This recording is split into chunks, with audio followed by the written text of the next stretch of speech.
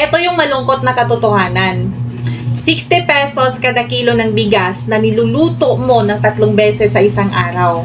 Katumbas ng 180 pesos, tumatagal ng 7 araw, katumbas ng 1,260 pesos agad. Pagkatapos, ang ulam, kahit na budget mo lang ay 100 pesos bawat kainan ng 3 beses, kaya ito'y 100 times 3 equals 300 pesos times 7 days equals 2,100 pesos. Itali natin lahat ha. 1,260 pesos bigas plus 2,100 pesos ulam equals 3,360 pesos sa loob ng isang linggo. Super budget na to ha. Wala pa yung hingi dito, hingi doon. Kaya paano pa tayo makakasurvive sa halagang 1,000? Hindi pa dito kasama ang stove ha, at pagkain para sa mga bata at ang mga baon nila.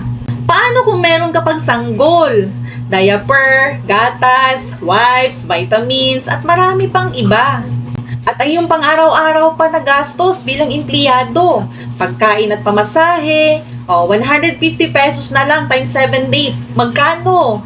Dagdagan pa sa bayarin ng kuryente, internet, tubig at pangunahing pangangailangan tulad ng shampoo, sabon, toothpaste at marami pang iba.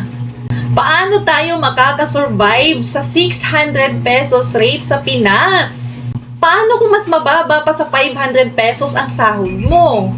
At paano kung meron akong opportunity na isi-share sa'yo na pwede mong pangutangan once and for all or pwede mong sanglaan ng ATM?